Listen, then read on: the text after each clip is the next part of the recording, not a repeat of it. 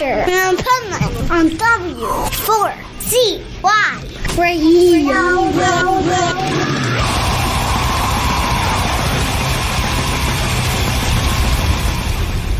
Wake up, America! It's time for the Adventures of Pipeman on W4CY.com, West Palm Beach's #1 internet radio station. Here's your host, the Pipeman.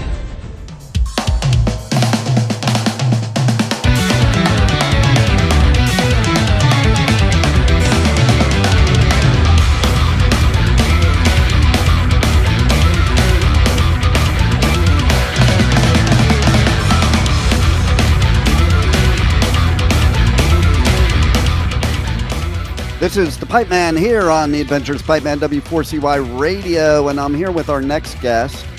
And I really dig having this guest because I am totally into musicians opposed to people that play instruments. And we definitely have a musician with us on the show here today. So let's welcome to the show, Rodrigues. How are you? Thank you. Thank you very much. Thank you very much for having me. Yeah, I'm good. It's like a pretty cold here today. It's -8. It was -18 this morning. Wow. What is that? What is that in Fahrenheit? Because where are you at? I'm in Toronto. Yeah, that's what I figured. What is that in Fahrenheit? Oh, good question. That's probably Celsius. Yeah, it's -18, so it's probably pretty close to zero then in Fahrenheit, something like that. But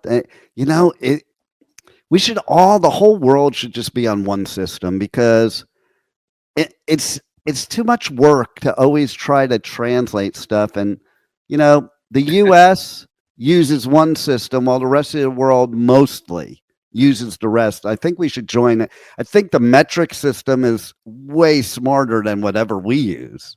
Like, we have to memorize when we're kids how many feet there are in a mile and how many yards there are in a mile. And it's not easy to remember because it's not in multiples of 10.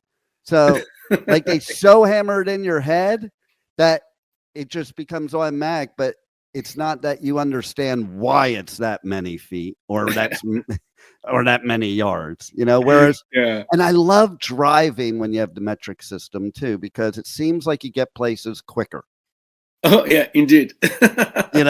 It's like, oh, we already went 60 kilometers. Man, that's great. It's also great because you think you're speeding, but you're not. It's like, oh, look at me. I'm going 110 kilometers an hour. Yeah, indeed. And also like the pounds and kilograms and whatever. Yeah. And so I've been to Toronto because I used to be in the investment business. And I had to go to Toronto to get a Toronto futures license because I traded futures as well as many other investments. And one thing I have to say about Canada is whoever handles investments in Canada are really good and know their stuff, because in the United States, you can fake through those tests. We call them multiple guess tests because they're all multiple choice. So you don't, like, you take classes here for the investment tests, like a 3-day blitz course. They don't want you to learn anything, just memorize so you can just go take the test and pass. Whereas in Toronto, you had to actually write like as if you were doing a master's or a doctorate. You had to write, full on essay answers, fill in blanks. Like you could not guess your way out of this exam. And so I say that in a good way because the likelihood of a scammer getting a license in your system is very unlikely compared to ours. So you have real professionals there. And I think the same thing holds true with music. I mean, I am always in awe how you have bands like Rush and other bands like them that only have 3 people and can make more music than a band of 9. Oh yeah. It actually, there's a duo here. They're called Crownlands. I don't know if you heard about them. Okay. They sound a lot like Rush, and they're only 2 guys. It's unbelievable. Wow. The drummer, he plays and sings, and the guitar player does all the rest. Yeah, it's Wow. unbelievable. Yeah, they're fantastic. Fantastic. That is amazing. See, I love hearing that stuff because to me, that's true musicians. You're a true musician if you don't need a lot of people in the band. And you yourself, you're a true musician as well. And so I have a question too. Like, so you're Brazilian Canadian. So were you born in Brazil or do you just have Brazilian heritage that your family's from Canada, but they're Brazilian? No, I was born and raised in Brazil, but I moved to Canada in 2017. I'm also like have like the Canadian citizenship. Yeah. That's why I can't say that like okay, I am Brazilian, but I'm also like Canadian at some point. Like these days I can't say like oh okay as I mentioned before like it's like minus 18 here, and I was like okay, so this doesn't feel like Brazil at all. That's right? what I was going to say. Like, okay, first of all, I was going to say I thought Brazilians that come to the United States or North America, they only come to Florida because we have a huge Brazilian population here. But the weather's similar, okay? Yeah, very similar, indeed. And like people like me move from the north to the south to get away from the cold weather. And you moved from like one of the best climates, in my opinion, to one of the worst.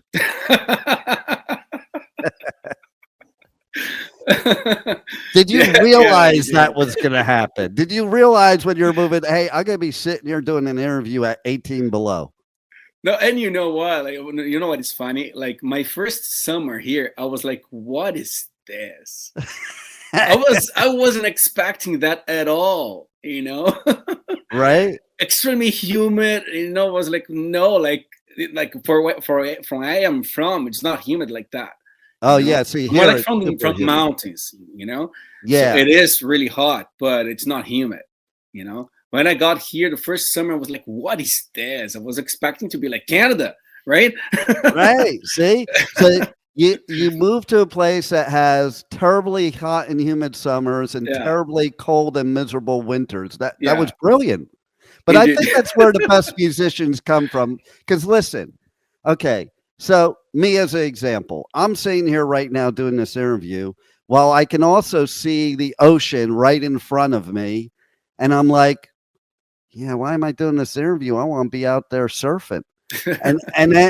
But during the winter, like in New Jersey where I grew up, during the winter, like you worked your butt off because there was nothing else to do. Basically, you hibernated, and you look at places like Canada, like Sweden, like Norway. All these places, they come out with the greatest musicians because I think these musicians just sit there and play their instrument all day long because that's all they have to do. Indeed, I think it's it makes a lot of sense actually, right? And you know what? I think even the weather and all like everything here, I think I could say like I got inspired by everything, the environment or what people listen to, I think like Toronto has a huge prog scene. They're like amazing progressive metal and rock bands here. I think I can say that I got really inspired by everything here. Nice. And that's what you want, right? Yeah, exactly. Like right now, if I would, I used to play guitar and I used to play drums, but I also lived in California. And I didn't practice enough because I was too busy doing other things while it's nice out. Just like right here, I could be sitting there playing the guitar, or I could be out there outside on the water and be like, I'll practice later. But if it's winter out, I'm going to practice now, and that's all I'm going to do. Yeah, actually, yeah. For any kind of instrument, for sure, you need a lot of time of dedication, for sure.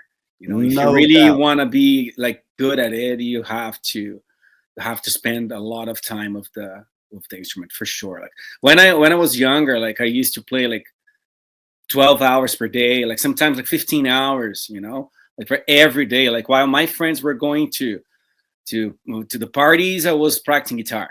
I love it. But that was my choice, like I wanted to be a musician, like and since then, like I have been like a full-time musician my whole life. You know, See, I know and like nobody's going to tell you have to do that. Usually it's the yeah, opposite. Your parents are telling you, put that down and go get a real job. You know, yeah, so it's so true. It is a choice. yeah. You're so right. And even I look at myself, okay? So when I was playing guitar in high school, the idea of playing guitar sounded great. But the idea of practicing all day, every day, like, you know, who was my idol? Randy Rhoads was one of them, and he practiced for 8 hours a day. When I found that out, I'm like, oh, I guess I'm not going to be a very good guitarist because I'm not practicing 8 hours a day, you know. And it really, I think you have to have the passion for it, you know. Exactly. Yeah, I have a passion for music. I don't know that I had a passion for playing the instrument. I have a passion for hearing it, you know. And so there are different people like that. So thank God, because there's people like you that have the passion for the instrument, and then it's kind of like magic. Exactly. Yeah, Exactly. I watch people like you. I'm like, man, I wish I could do that. And probably with a lot of work, I could, but that's the difference. To me, it would be work. To you, it's passion. Exactly. And it's the passion that moves you to do that, you know? Okay, I'm gonna practice for like 12 hours a day. Why? Because I'm so passionate, you know, I love it so much, you know, that like that's not boring for me. You know? Exactly. That's what like I seen like most of this new generation of kids, because like I have been like a music teacher like since 1997, so I saw like I've seen like many different generations, you know, and I see like these days they don't have the same passion. Unfortunately, they don't have the same passion anymore. You know, they wouldn't spend like 5 hours or 8 hours with an instrument. You know, do you know why I think that is? What? I think it also ties to the reason why people don't listen to whole songs anymore. Exactly. It's the same thing. Like, you know, there's no real appreciation of it, is what it comes down to. And for us, when we were younger, music was a whole experience, not just listening to a few seconds of a track. Oh, yeah, exactly. It was like you immersed yourself in this album that you spent your hard-earned money on. Yeah. So you would, even if you didn't like it, you know how many albums are my favorite albums I did not like when I first heard it? Yeah. You know, and it's true of a lot of people. Like sometimes you got to hear it over and over again, but it's that immersing yourself, putting my headphones on, opening up, reading the lyrics, looking at all the artwork, and listening to the whole album from beginning to finish without skipping anything. Yeah. You know, nowadays, if people listen to one track on a whole album, it's a lot. Oh, yeah. Yeah. Can you imagine how challenging it was for me to write one of the songs in like 11 minutes long, right? You know? Right. Like, how could I expect people to listen to the entire song? Instrumental song, like 11 minutes long. You know, it's very challenging for sure. Actually, my goal was to reach 15 minutes. Nice. It was 15 minutes, but okay, I was happy with the 11 minutes. Some of the best songs in history are long. Why? Oh, yeah. Because it's like therapy. Okay.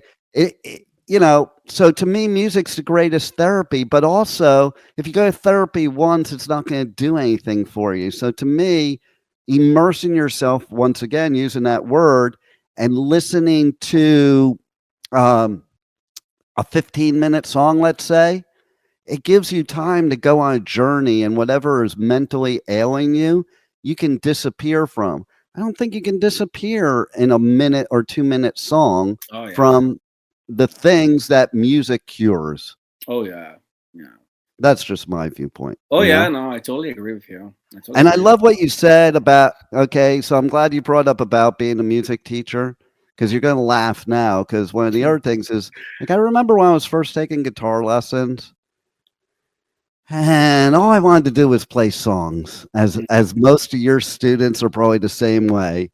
Oh, yeah. And the teacher had me doing these scales over and over and over again. And I was like, bump this. This is no fun. But that's why I never got good, though. You need that foundation. And like maybe it's not as much fun in the beginning, but nothing is. To get to you got to go through that to get to the fun part. Exactly. And, you know? Exactly. And you know what? After you learn the scales, for example, it'll be easier for you to learn songs. Right. Yeah. If you look at, But for you example, don't think of that when you're a new student. You're thinking, this is bullshit. Oh, Like yeah. I just want to play music. This is garbage, Oh, but it's yeah. true what you said. Absolutely. Yeah, I like pentatonic scale, for example. It's the first scale that the students normally learn, right? It's the pentatonic scale. Why? Because there are so many songs, classic songs. They were all the songs. They were all played with pentatonic scale. I can say Led Zeppelin's Black Dog, Stairway to Heaven, or Pink Floyd's Comfortably Numb. Like all David Gilmour solos, or maybe all Jimmy Page, or even Slash, or Jeff Beck, Eric Clapton. Like after you learn those 5 notes, after you learn those 5 notes, you get used to that sound. Yeah.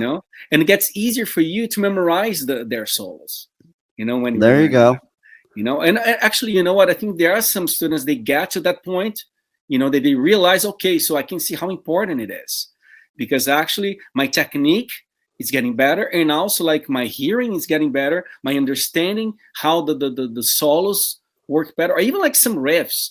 If you look at Black Dog, for example, that's pentatonic scale. Yeah. Right? Breaking All the Rules by Peter Frampton, right? That's totally pentatonic scale.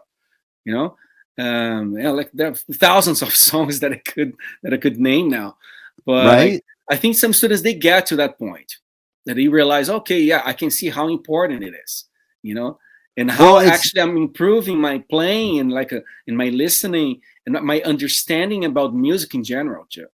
It's interesting too, what you were saying, because I'm thinking about, again, referencing back to my experience with it. And it's like, I think you need all that stuff, because you said about, how it sounds. I still, to this day, I can play a couple things really badly on guitar, and I have a guitar that I rarely pick up because I play it badly, but I don't have the ear from not practicing enough and not doing enough of that scales and stuff, that I don't even have an easy time tuning the guitar. I don't know what it should sound like, and I think that's the difference. Somebody that really becomes a musician, like you just said, they know what it's supposed to sound like, and they develop this ear, and I think that takes a lot of work. It's not just talent that develops that ear. It's a lot of work. Yeah, just a lot of work, of course.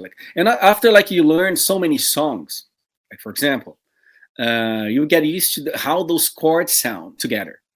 So this is a G chord. Oh, but this is a G and a D. Like the transition of those chords, for example.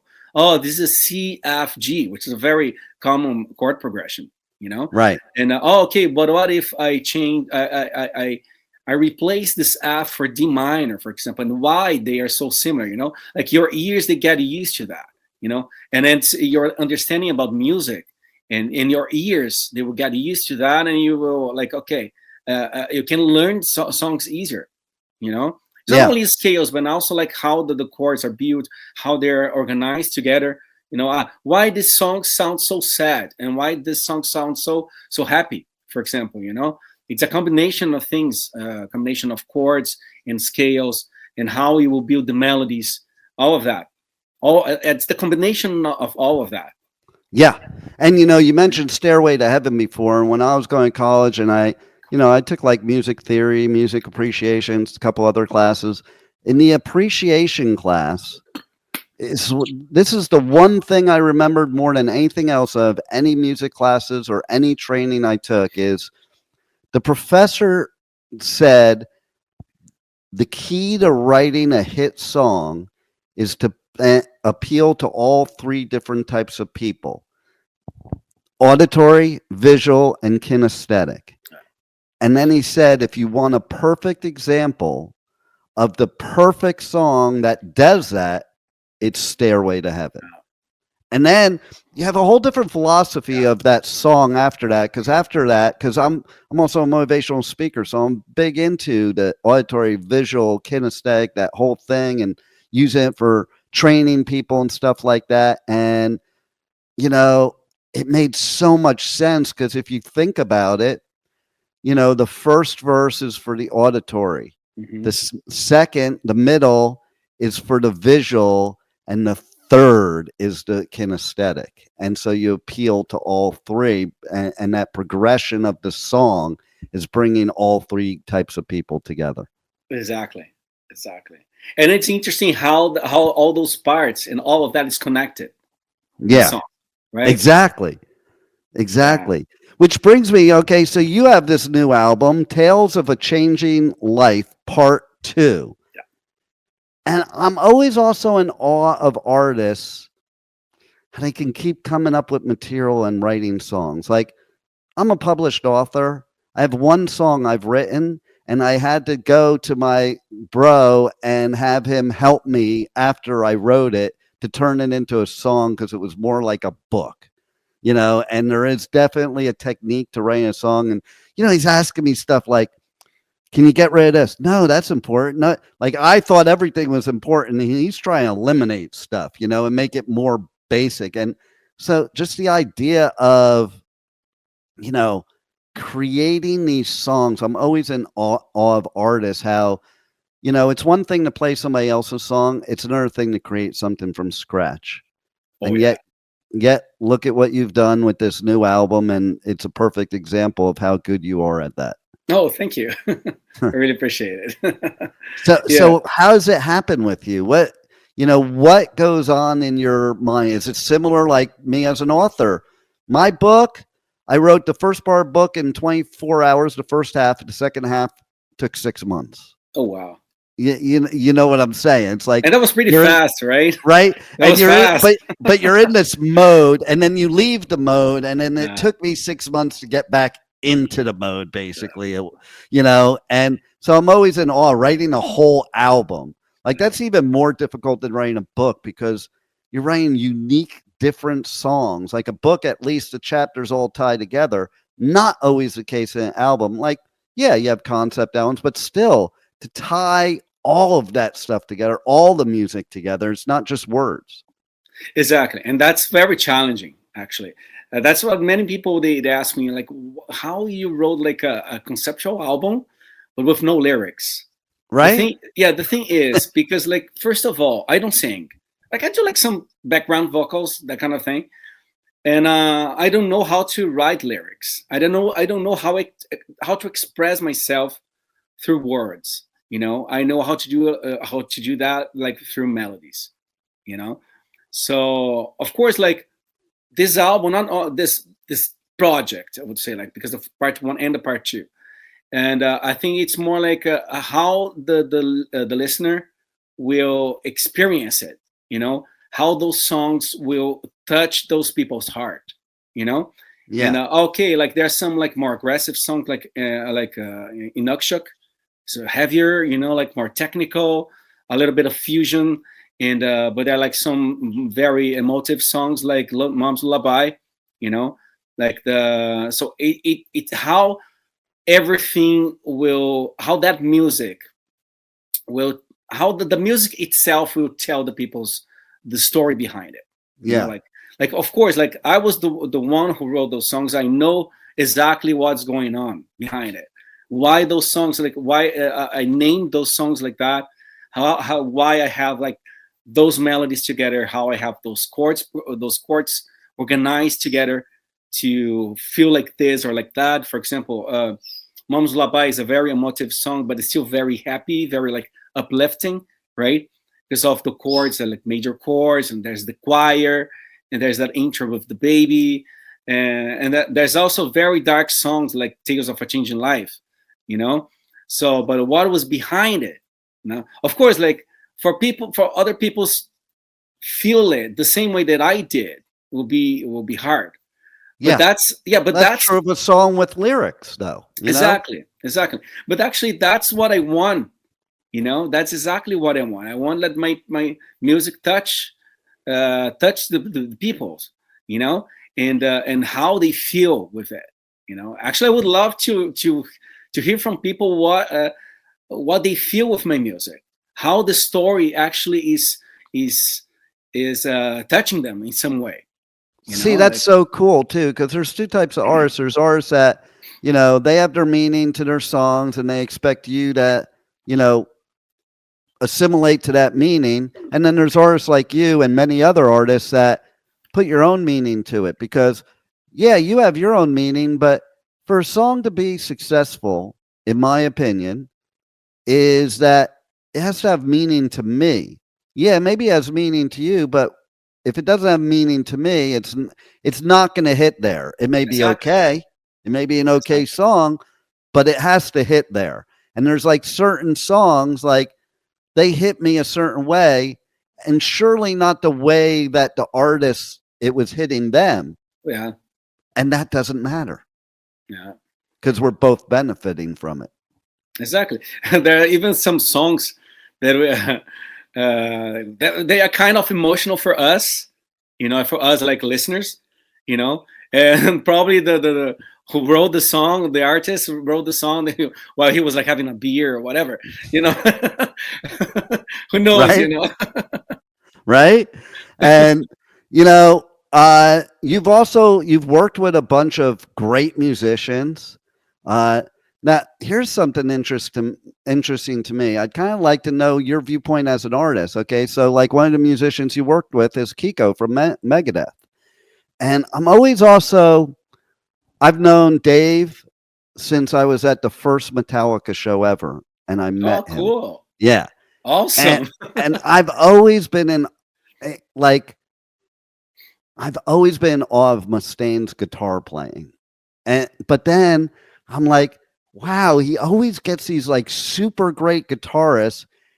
And even though he's somebody that has ego, which is something you need anyway, I don't mean it in a bad way. I think that's why he's not still in Metallica. There was too much ego between him, James, and Lars. That's too much ego in one band. You need a little less, but the thing is I'm like, wow, to me, he really cares about the music, because instead of just caring about his guitar playing, he brings on people equally or better than him with no ego involved, and lets them shred the lead at times. Yeah. And a lot of times. And that always that puts me in awe of him in that way.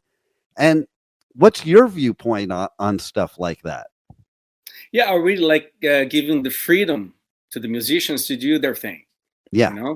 And I think also like the quality of the music, it's related to that freedom that the musicians have, to add their touch to the music, even though like I play like instrumental music, and like my guitar is still like in the center of everything, like there's some songs, for example, even Tales of a Changing Life, really long song, but with a long introduction, like with the orchestrations. Like when I had the solo section, I was like, okay, am I going to do everything? I was like, okay, no, there's already a lot of guitar here, so I'm gonna do something with the keyboards, kind of like back and forth solos, right? Like something like Deep Purple used to do a lot, right? So and I like giving that freedom to them, because I know that they will add their touch to it, and the music will get better. It will be better. Actually, the only instrument I would say, because I kind of like wrote everything, like of course like the guitars, I wrote everything, but even like the basses, I gave them some ideas, but mostly the drums, I wrote most of it, because actually I started playing drums when I was like 12. And I switched to guitar later when I was like 14.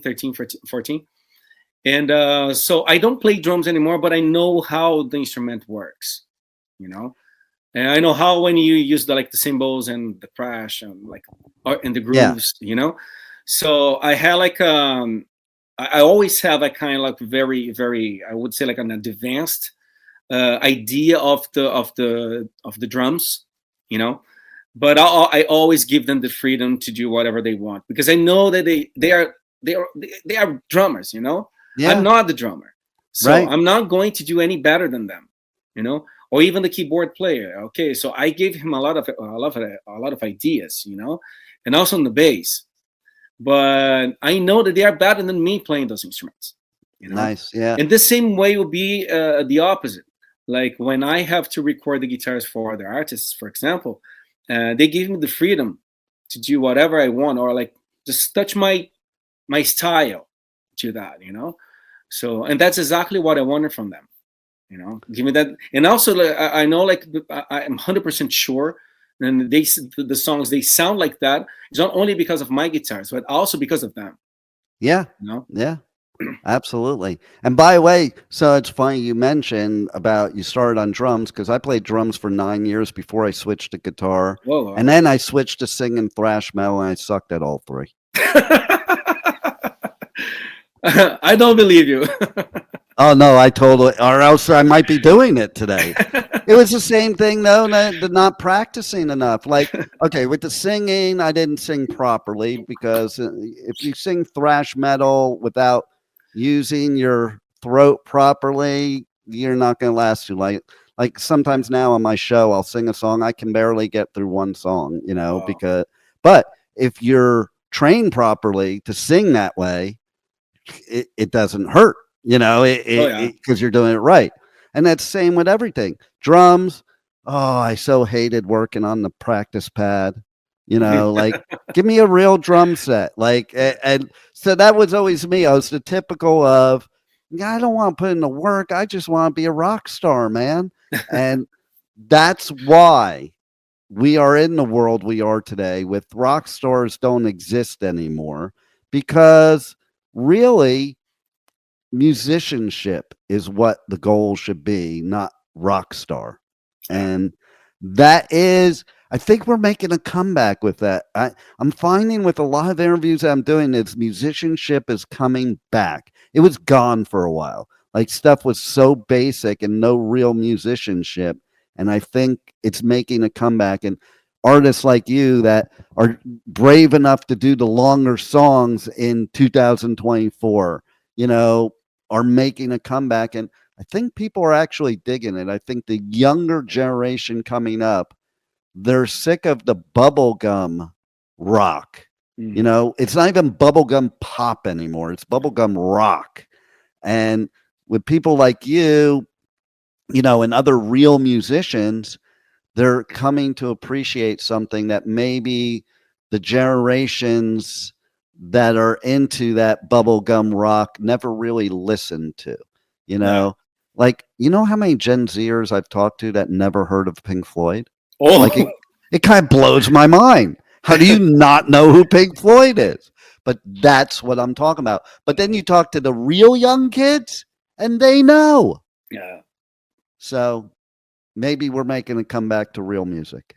It's funny that you mentioned that, because today I was watching. Do you know Rick Beato, the YouTuber?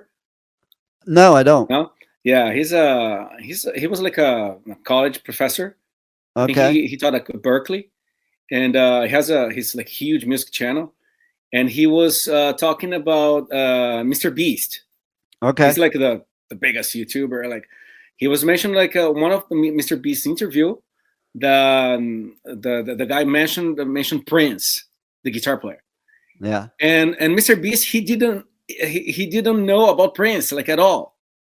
I did not know Prince. Exactly. That's that exactly dude could play more instruments than anybody I've ever known, I think. Exactly. And that's what Rick was kind of like very disappointed. How you can't know anything about Prince? Have you ever heard like Purple Rain or Kiss, you know, like? Well, you know, the thing is the music today came from that foundation. Exactly. And I think if you're going to be a musician, you need the foundation first. That's where I made the mistake. That drum pad is the foundation. Those scales are the foundation. And just like a house, you may not want to build the foundation. You just might want to decorate the house. But without the foundation, you don't have everything else. Exactly. And you know what? I think it's also because of these younger kids, like they don't have the same passion.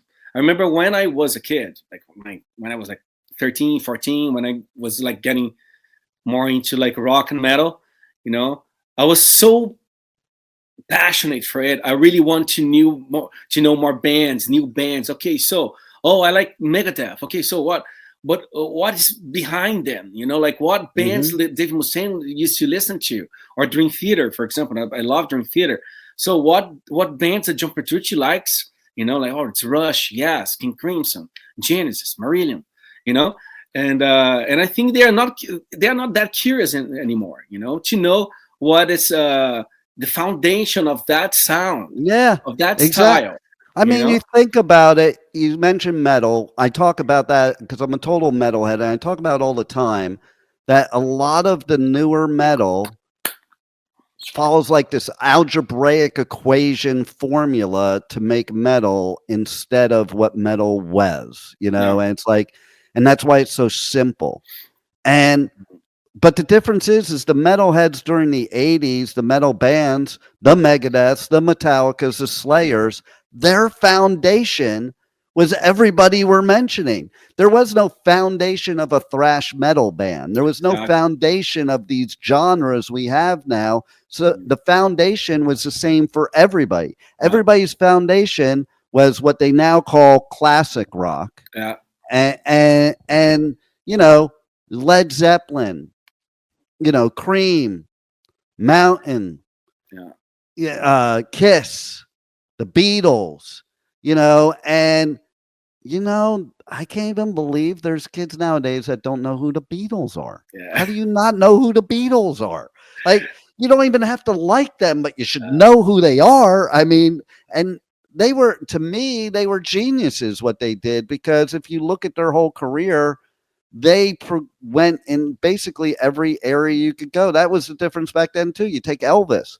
Elvis crossed multiple genres. Yeah. Beatles crossed multiple genres and sounds and experimentation. That was one thing that I shouldn't have listened to my dad, but when I started playing the guitar, I was like, I didn't know what I was doing, so I was just experimenting to see what sounds I could get out of the guitar. And he's the one that sees, like, you suck, you shouldn't even you should give that up because you don't know how to play. And he didn't understand what I was doing. I was trying to find out, like you were even indicating before, what sounds I can make. Because otherwise, how are you going to create music if you're just basing it on everything else you heard? Exactly. And you know what? You mentioned about Beatles. And what it's funny, like the kids that they know Beatles these days, it's because of their parents. Right. Because their parents like Beatles. Yeah. Or any other bands, or even like because I have I teach like mostly the kids, and they're like between like 8 years old and 15 mostly, and I can see like the ones that really like rock, for example, it's because of their parents. Yeah. Well, and that is the difference nowadays too, because I remember when I was a teenager, probably you too, there's no way my parents would ever go to the shows I was going to. Oh yeah, definitely. And nowadays, like, I bring my grandkids, man.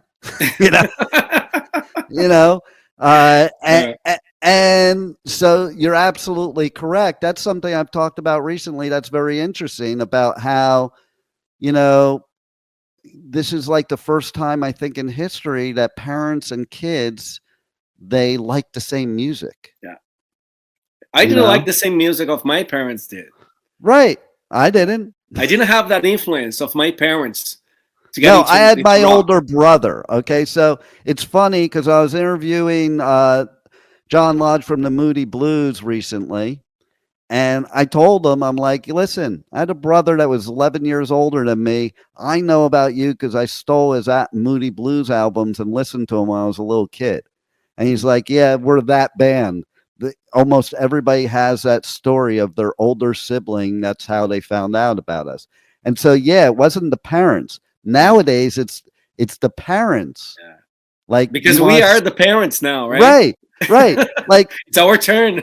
I got to hide my albums if my kids or grandkids come here because they're going to want them. Whereas before, like my parents, Like, yeah, no, I know if I never hear that again, it won't be too soon. You know, and I that is the one cool part about nowadays, I think, because you didn't have that then. Oh yeah. But yeah, that foundation, like when if you were teaching me guitar way back when, I would come to you and say, hey, I want to play like Jimmy Page. I want to play like Randy Rhoads. I want to play like, Leslie West. I want to play like Eric Clapton. And nowadays, what I have to ask you is, do the kids even have an idol that they ask that they want to play like? No. See? They have no reference at all.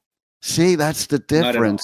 Because there's not really a lot of standouts nowadays. No. You don't have that. Like there's bands that you could love and you wouldn't name any of the musicians. Yeah. Whereas like, I remember I knew the members of every member of the band. Oh, me too.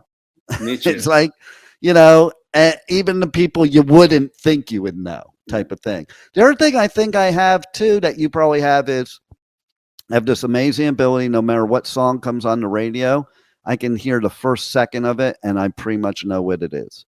Yeah. And I also probably know all the lyrics too. Oh yeah.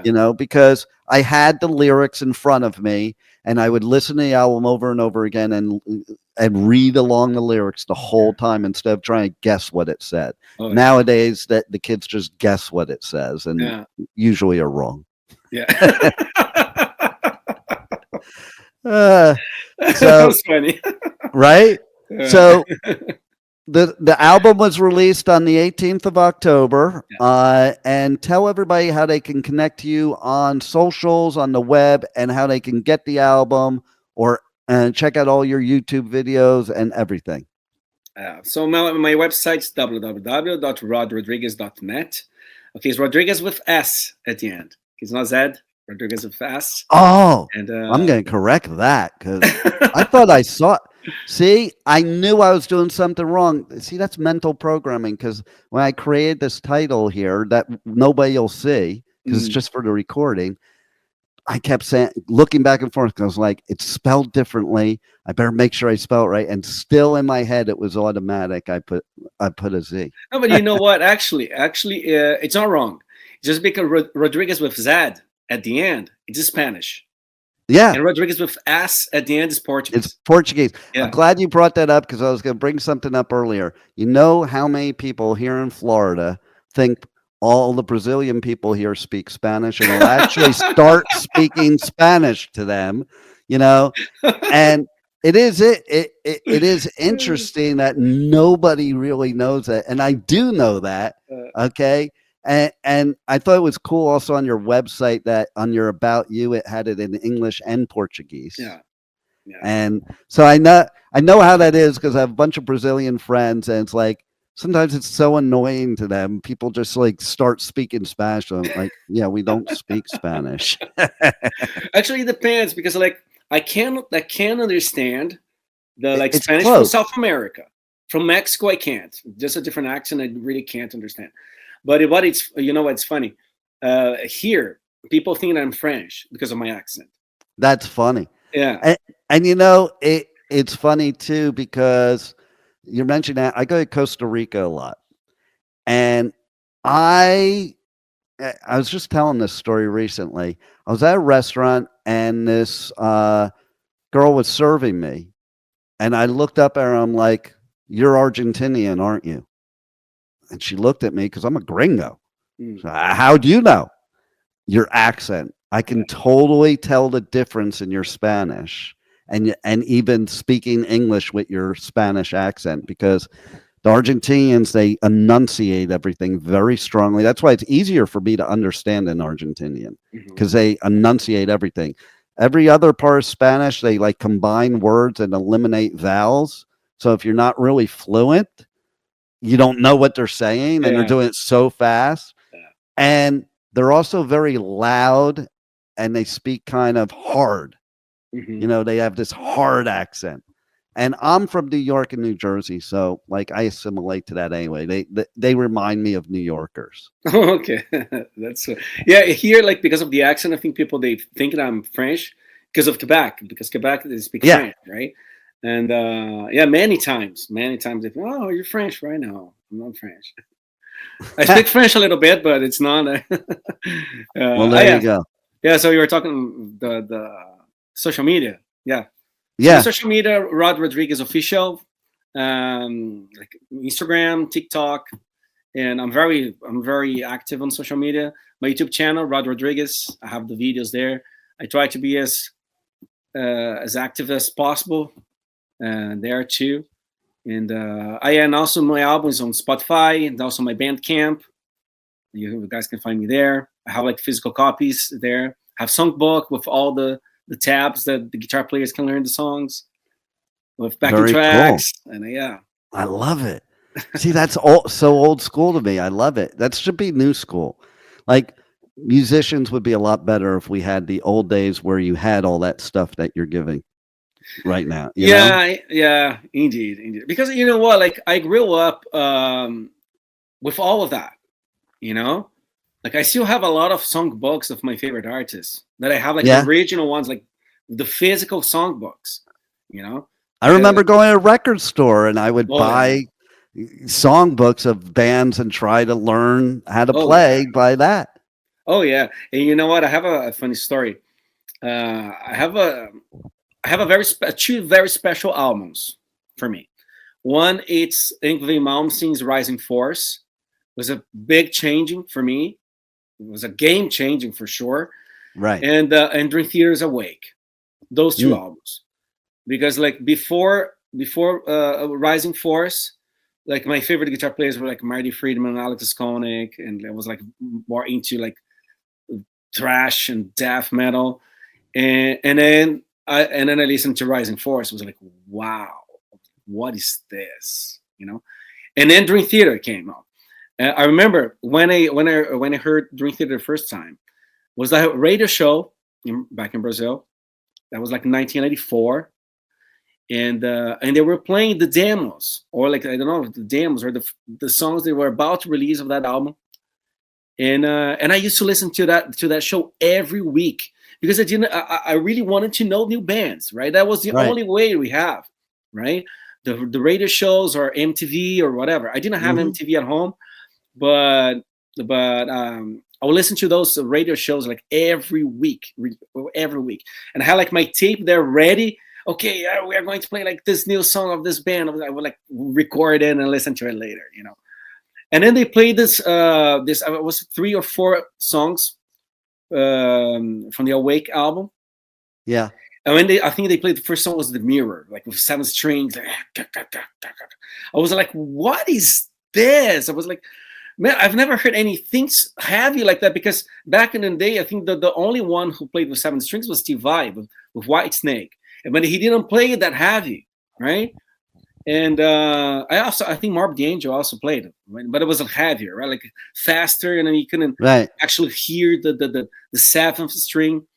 And when I heard that, I was like, "What is this?" And then the keyboards, the kind of dark, and also the way that the singer is singing the song, that was a totally game changing for me, you know. Nice. So I have like the Rod before listening to Awake, and the Rod after listening to Awake. Wow. You know? And I got like, really, I fell in love for the band after that, you know? Wow. And the album didn't come out. You know, I think the album came out in September, and we couldn't have the CDs there. You know, it took like at least like a month or 2 months to get there. Right. You know? And I remember back in the day, there were like you could like rent CDs. Can I believe it? We could rent CDs.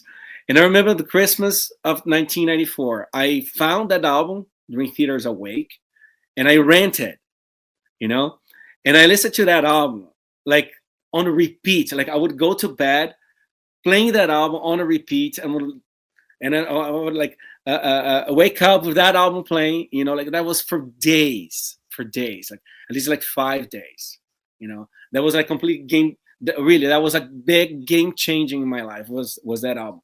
After that album, I kind of like got more like open-minded about music, and I started listening to other bands like Angra, for example, Kiko's old band. You know, had a huge impact in me too. Later, I had the opportunity to have a few lessons with him, and anyway, so after that album, I started listening to different kind of music, and I also got more into like instrumental music too, like Steve Vai, Yngwie, Satriani, and all those guys, and later like fusion, like Alan Holdsworth, Scott Henderson, like jazz and whatever, And now these days I listen to anything, basically anything. I'm not a country guy though, or this pop these days. I really don't like the new pop, right? But, that's why I like Mustaine though, because it's like jazz metal. Kind of, yeah. Right? Yeah. Like you listen to that in Killing Is My Business, like Last Rites. Oh yeah. That's totally, And then I'm also a big Michael Schenker fan. Oh, nice.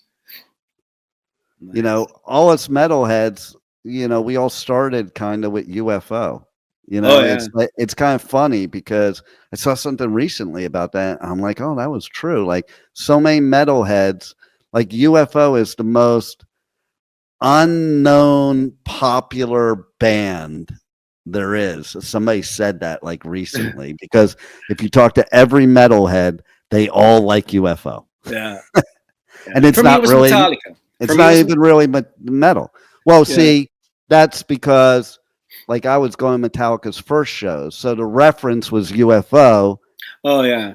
To Metallica. Like, of course, Metallica is one of my favorite bands, and you can see by my shirt, I am a Slayer fan. Went to their first show ever, But like Slayer, they all played cover songs in the beginning of all the like British, heavy metal invasion stuff. So people don't realize like you use that, you have that, as we were talking before, you have that as the foundation, then you build on that. Yeah. So these new musicians today, what are they building on? If they don't know these other bands, what are they building on? Yeah. That's what I wonder. Yeah, indeed. Yeah, I totally agree with you. And you are badass. Thank you. Everybody's got to get your album, and they can't listen to my show. I'm trying. Thank you. What final words you want to leave the listeners with? Oh, so if you guys can listen to all the words we said here today, keep in mind everything, listen to your favorite artists, buy their albums, go to their shows, get their merch, don't like just skip the songs on the Spotify. I don't like this 3 seconds of the song. Listen to it. Some of my favorite songs, if I only listened the first 3 seconds, I wouldn't even know them today. You mentioned Metallica. Can you imagine these kids listening to Battery? Oh, yeah. They wouldn't make it to the good part. Exactly. Because this one, how long is the intro? It's like intro. 10 to 20 seconds. Yeah. Yeah. Like, so you would never know. That's the thing. My generation, we waited through that stuff because we knew something good was about to happen. Exactly. And you know what? They probably think like, oh, but this song is called Battery, but it's kind of a ballad. Like I know, right? Dun, dun, dun, dun. Right? But see, that's the whole key to me. A good song builds up. It has a build up. And I think that's what's missing in songwriting today, because I was talking to somebody about this. They've actually changed songwriting today to appeal to the track mentality. So it's like, get rid of the intros, get rid of solos, get rid of bridges. Yeah. You're not going to have 3 verses. Now there's only 2. Yeah. What's sometimes the point? Sometimes the songs, sometimes the songs begins with the chorus. Right. Exactly. You got to get right to the point. Chorus. That's it. Yeah, you got to get right to the point. Yeah.